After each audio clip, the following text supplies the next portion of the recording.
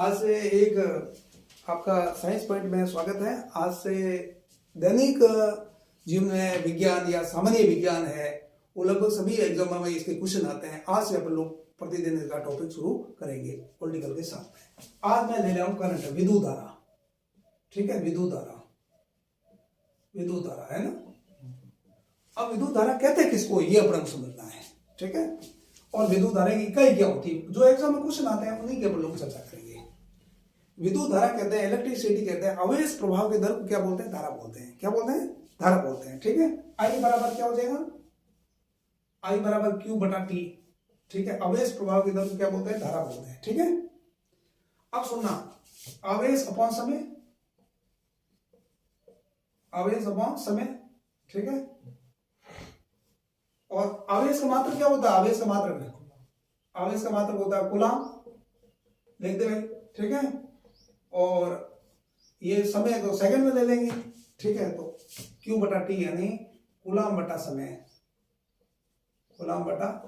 ठीक है, समझ में आ गई बात होती।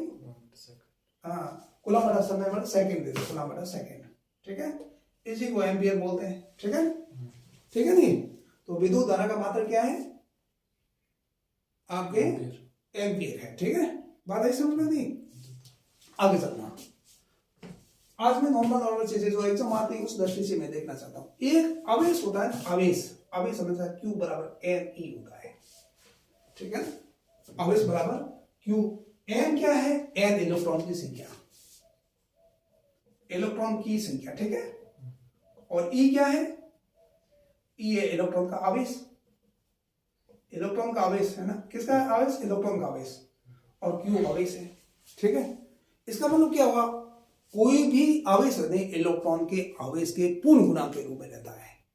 ठीक है, इसी को आवेश का क्वांटिक कहते हैं। मतलब एक पैकेट के रूप में रहता है। यहाँ n का मान 1 2 3 4 5 6 7 होगा। ठीक है, प्राकृत संख्या होगा। n का मान डेढ़ नहीं हुआ, आधा नहीं हुआ, इस तरीके का नहीं होगा।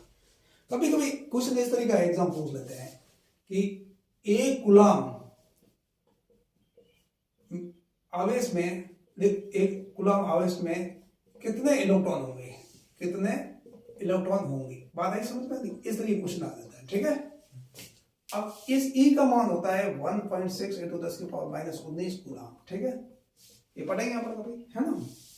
एक इलेक्ट्रॉन पर आवेश कितना होता है, 1.6 × 10⁻⁻19 कूलाम। ठीक है, और ये जो होता है ना, ये आपका नेगेटिव होता है। इलेक्ट्रॉन पर आवेश कैसा होता है, नेगेटिव होता है, मतलब ऋणात्मक होता है ना। अब देखना, अपन लोग सीधा फॉर्मूला लगाएंगे। n इलेक्ट्रॉन संख्या है, n बराबर क्या हुआ, Q बटा E। हुआ कि नहीं हुआ, Q का मान 1 और E का मान 1.6 × 10⁻⁻19 हुआ। और फिर पुटअप करेंगे, क्या आ जाएगा भाई, 10/16 है, और ऊपर जाएगा ये 10 की पावर के क्या हो जाएगा, 19 हो जाएगा, नहीं हो जाएगी। तो मैं इसको ऐसा लिख दूं, क्या फर्क पड़ता है, 100 × 10 की पावर 18 लिख सकता हूं, नहीं लिख सकता हूं, बताओ, हैं लिख सकता हूं, हैं, और बटा 16 इसको कैसे कर सकता हूं, मान लो काटू 4 और ये 25 24 और कितने बचे पीछे 1 और बेचो 8 और फिर पीछे 2 0 5, ये हुआ और होगा इतने इलेक्ट्रॉन होंगे। तो एक कूलम आवेश में कितने इलेक्ट्रॉन होंगे, 6.25 × 10⁸। ये पॉइंटों में नहीं है, ध्यान रखना। ये अपन देख लें पॉइंटों में कैसे, देख 625 कर दो तो यहाँ 10 की पावर 16 हो जाएगा है।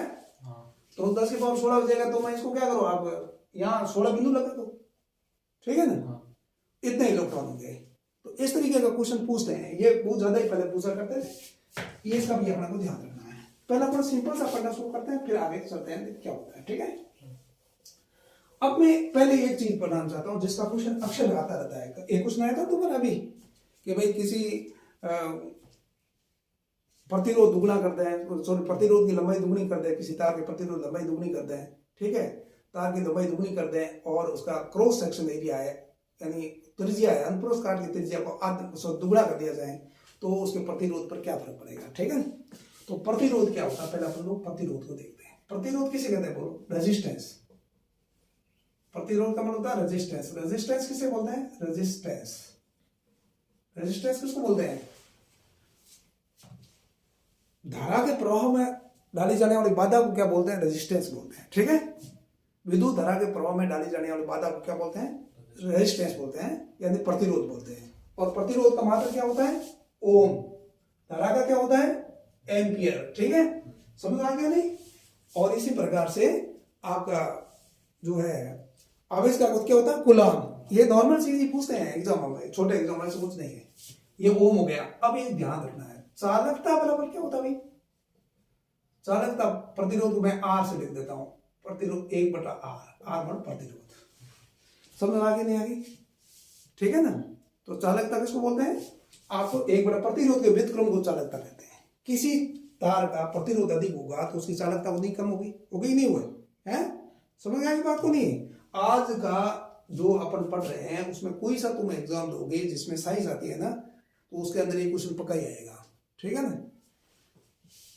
अब मैं तेरे को बताऊं, ये चालकता हो गई, इसका आपका मात्रक होगा 1/O, होगा तो नहीं हुआ? या इसको लिखेंगे ओम इनवर्स -1 कर दूं, एक ही बात है? ये बात आ गई समझ में? अब लोग तार का प्रतिरोध किन किन कारकों पर डिपेंड करता है, ये बहुत इंपॉर्टेंट चीज है निर्भरता। ये किन पर निर्भर करता है? निर्भर किस पर, किन किन कारकों पर डिपेंड करता है भाई? तार का प्रतिरोध किन किन कारकों पर निर्भर करता है, बहुत इंपॉर्टेंट। और हर एग्जाम में क्वेश्चन आता है, ये 7वीं 8वीं से शुरू हो जाता है। 8वीं की बुक में भी है ना ये, 9वीं 10वीं 11वीं 12वीं और बड़े एग्जाम में आता रहता है। नंबर 1, तार की लंबाई। किस पर? तार की लंबाई। ठीक है, यानी R प्रोपोर्शनल टू L, जितनी लंबाई अधिक होगी उतना ही क्या होगा? प्रतिरोध, चालक तार का प्रतिरोध उतना ही अधिक होगा। बात आई समझ में नहीं? ठीक है, कैसे? जैसे कोई लंबी गड़ी है मान लीजिएगा, तो जितनी गड़ी की लंबाई अधिक हो गई, भीड़ ज्यादा है मान लीजिएगा, तो उसमें चलने में कठिनाई होगी, महसूस होगी कि नहीं होगी? तो जितनी चालक तार का लंबाई अधिक उतना ही क्या होगा? उसका प्रतिरोध अधिक होगा। जैसे जैसे लंबाई बढ़ती जाएगी तो चालक तार का प्रतिरोध बढ़ता जाएगा। और दूसरा R प्रोपोर्शनल टू होता है 1/A। ए क्या है? तार का अनुप्रस्थ काट का क्षेत्रफल। ठीक है ना? तार के अनुप्रस्थ काट का क्षेत्रफल। बात आगे समझ में नहीं? तो R प्रोपोर्शनल टू 1/A, इन दोनों को मिलाएंगे तो एक कांस्टेंट कॉमन लेंगे, ये रो बोलते हैं, इसको क्या बोलते हैं? रो, L/A। समझ में आई बात नहीं? यहाँ रो क्या है? ये बहुत इंपॉर्टेंट क्वेश्चन आएगा। रो क्या है? कौन सा प्रतिरोध? हाँ, विशिष्ट प्रतिरोध। कैसा प्रतिरोध? विशिष्ट प्रतिरोध, बहुत ही इंपॉर्टेंट है भैया। इसकी इकाई पूछते हैं, विशिष्ट प्रतिरोध की इकाई क्या होती है? इकाई अपन निकालेंगे तो रो बराबर क्या हो जाएगा? रो इज इक्वल टू RA/L। क्यों? R का क्या हो गई इकाई? ओम हो गई कि नहीं हुई? और मान लो मीटर लो लंबाई में, तो ये मीटर स्क्वायर हो गई नहीं हुई? और लंबाई की इकाई मीटर, मीटर से मीटर ये कैंसिल। तो विशिष्ट प्रतिरोध की जो इकाई होती है ओम इंटू मीटर या ओम इंटू सेंटीमीटर। नहीं बेटा समझ में नहीं? इसका विमीय सूत्र निकालना तो भी अपन निकाल सकते हैं, है ना? विमीय सूत्र आप लोग पूछते नहीं है, इसलिए ज्यादा करा नहीं रहा हूं। तो रो बराबर, रो की जो इकाई होती है ओम इंटू मीटर, है ना? एक इस कटा कर ये ओम को ऐसा लिखते हैं इंटू मीटर। ये हो गया आपका क्या? इसकी यूनिट। अब इसको परिभाषित कैसे करते हैं इसको देखने की कोशिश करना। ठीक है ना? इसको परिभाषित कैसे करते हैं ये देखने की कोशिश करना। मान लीजिए मैं L बराबर 1 इकाई लिख दूं या 1 मीटर लिख दूं और A बराबर 1 मीटर स्क्वायर कर दूं तो क्या हो जाएगा? R इज इक्वल टू रो हो जाएगा कि नहीं होगा? सॉरी, R और रो बराबर होगा कि नहीं होगा? नहीं, इसका मतलब क्या हुआ? आपकी लंबाई फिक्स हो गई और एरिया, क्रॉस सेक्शन एरिया भी फिक्स हो गया। हो गया कि नहीं हो गया? है? तो किसी तार के उस प्रतिरोध को विशिष्ट प्रतिरोध कहते हैं। प्रतिरोध होते हैं बराबर हो गए। किसी तार के उस प्रतिरोध को विशिष्ट प्रतिरोध कहते हैं जब उस चालक तार की लंबाई 1 मीटर हो यानी इकाई हो और क्रॉस सेक्शन एरिया इकाई स्क्वायर यानी 1 मीटर स्क्वायर हो। ठीक है? इसका मतलब क्या हुआ? 1 मीटर लंबा 1 meter square cross section area के तार के प्रतिरोध को विशिष्ट प्रतिरोध कहते हैं। बात आई समझ में नहीं आई? अब तुम मुझे बताओ कि विशिष्ट प्रतिरोध तार की लंबाई पर निर्भर करता है कि नहीं करता है? बता है? हाँ, मैं पहले दोनों को है। विशिष्ट प्रतिरोध तार की लंबाई और अनुप्रस्थ काट के क्षेत्रफल पर निर्भर करता है नहीं करता है? करता है क्या? या नहीं करता है? कैसे करता है?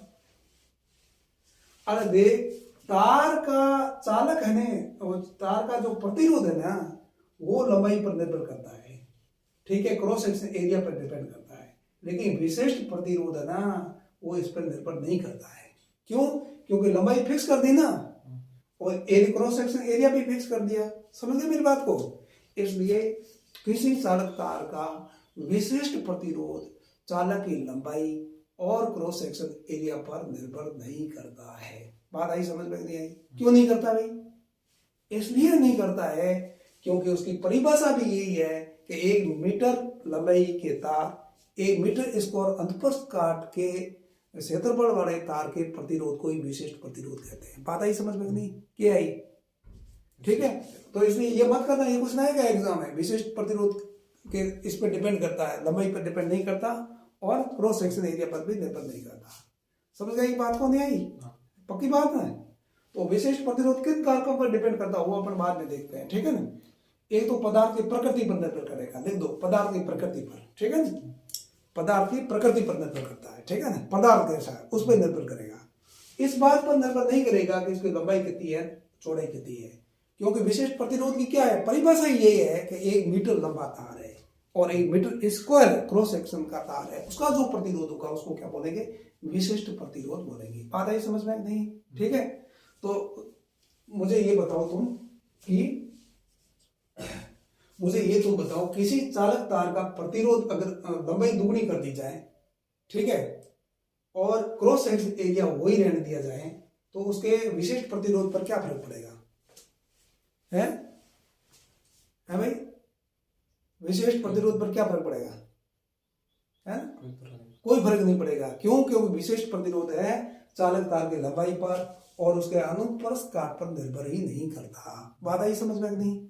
अच्छी तरह कर लेना। ये अगर कहता प्रतिरोध पर क्या फर्क पड़ता तो फर्क पड़ता, लंबाई दुगनी हो जाती तो दुगना हो जाता, ठीक है, क्रॉस सेक्शन एरिया मान लीजिए आधा कर दिया तो फिर आधा हो जाएगा, ठीक है, ये बात आई समझ में नहीं? हाँ, अब एक चीज और है, एक तो मैंने चालकता लिख दी, चालकता बराबर क्या होती है? चालकता बराबर होता है क्या होती है बता? हाँ, वनवाद प्रतिरोध। एक होती है विशिष्ट चालकता, दोनों याद कर लेना बहुत अच्छी तरह से, विशिष्ट चालकता। अब चालकता होती है 1 बटा प्रतिरोध, तो विशिष्ट चालकता क्या होगी? 1 बटा विशिष्ट प्रतिरोध। क्यों भाई? है 1 बटा विशिष्ट प्रतिरोध है ना, वो होगी विशिष्ट चालकता। ये बात आई नहीं आई? विशिष्ट प्रतिरोध का मात्रक क्या होता है? बोलो क्या होता है? ओम इंटू मीटर होता है कि नहीं होता है? तो इसका मात्रक क्या हो जाएगा? ओम इंटू मीटर, तो इनवर्स हो जाएगा दोनों ही, ठीक है। बात आई समझ में नहीं? 1 बटा ओम को मोह बोलते हैं, ठीक है, वो अपन देख लेंगे आगे, ठीक है, ये आ गई। तो विशिष्ट चालकता और चालकता में क्या अंतर है? समझ बैठ गई बात? वो प्रतिरोध और विशिष्ट प्रतिरोध में क्या अंतर है? विशिष्ट प्रतिरोध क्या करता है? तार की लंबाई पर और अनुप्रस्थ काट पर निर्भर नहीं करता है, जबकि प्रतिरोध निर्भर करता है। बात आ गई समझ में नहीं? ठीक है, चलो मिटा दो इसको। अब बहुत इंपॉर्टेंट चीज मैं बता रहा हूं, ये क्वेश्चन आपके एग्जाम में आएगा और आता ही रहता है, ठीक है ना, क्या प्रतिरोध की ताप पर निर्भरता, प्रतिरोध की ताप पर निर्भरता, ताप पर निर्भरता। प्रतिरोध ताप पर कैसे निर्भर करता है? तो आर टी बराबर होता है R0 into 1 plus alpha T, ठीक है, टी है यहाँ टेम्परेचर। R0 क्या है? 0 डिग्री सेंटीग्रेड ताप पर प्रतिरोध। अल्फा क्या है? टेम्परेचर कोफिशिएंट, ताप गुणांक, ठीक है, समझ में आ गया नहीं? टी, आर टी क्या है? T डिग्री सेंटीग्रेड ताप पर प्रतिरोध, ठीक है, आगे बात समझ में? चलो अब देखना, अब मैं आपको बताता हूं जो आपका चालक होते हैं ना, चालक, ठीक है, और चालक का ताप बढ़ाने पर अल्फा का मान घटता है, ठीक है ना, यानी चालक का ताप बढ़ाने पर प्रतिरोध बढ़ता है, ठीक है, ठीक है, बैठ गया। चालक कोई तार है ना, उसका ताप बढ़ेंगे तो प्रतिरोध बढ़ेगा, तो चालक का ताप बढ़ेंगे प्रतिरोध बढ़ेगा, तो क्या होगा? आपके जो चालकता घटेगी, है ना, और अर्ध जो चालक है बहुत अच्छी तरह देखना, अर्धचालक कौन सा होता है? जर्मेनियम और सिलिकॉन। अर्धचालक का ताप बढ़ाने पर प्रतिरोध घटता है। बेटा समझ में आया नहीं? प्रतिरोध घटता है, ये बहुत इंपॉर्टेंट है दोनों ही। इसमें सवाल एकदम आता है एक, ठीक है। चालक का ताप बढ़ाने पर प्रतिरोध बढ़ता है, अतः चालकता घटेगी, ठीक है। और अर्धचालक का ताप बढ़ाने पर उसका प्रतिरोध घटता है, अतः चालकता बढ़ेगी। बात आई समझ में नहीं? आगे समझ में? इसलिए आप क्या करो, चालक ये जर्मेनियम होते हैं और सिलिकॉन होते हैं, ये आपके क्या है? अर्धचालक है। चालक कौन से हैं? जो विद्युत के जो धातुएं हैं वो चालक है। अच्छी, ठीक है कि नहीं? समझ में आ गया नहीं आ गया? ठीक है। तो ताप के बढ़ने पर आपके जो चालक है उनका प्रतिरोध बढ़ेगा तो उनकी चालकता घटेगी। अर्धचालक का प्रतिरोध घटेगा तो चालकता बढ़ेगी। बात आई समझ में नहीं आई? ठीक है। इसको अच्छे तरह अब आप आज हमने क्या पढ़ा? एक तो यूनिट आवेश दिया हुआ तो इलेक्ट्रॉन कैसे निकालते हैं, ठीक है ना। और चालक और प्रतिरोध और विशेष प्रतिरोध में क्या अंतर है? विशेष प्रतिरोध और प्रतिरोध किन किन कारकों पर निर्भर करते हैं, ठीक है। समझिए मेरी बात को। विशिष्ट प्रतिरोध किन किन कारकों पर डिपेंड करता है? किस पर डिपेंड करता है? पदार्थ की प्रकृति इसका मतलब ताप पर वो भी निर्भर करेगा, ठीक है ना। और ये जो है प्रतिरोध किन किन कारकों पर डिपेंड करता है? लंबाई पर। लंबाई बढ़ेगी तो प्रतिरोध बढ़ेगा। अंतःकोश काट का क्षेत्रफल घटेगा तो आपको क्या होगा? बढ़ेगा, ठीक है। और ताप चालक है तो यहाँ कंडीशन देखनी, चालक है तो ताप बढ़ाने पर प्रतिरोध बढ़ता है, ठीक है।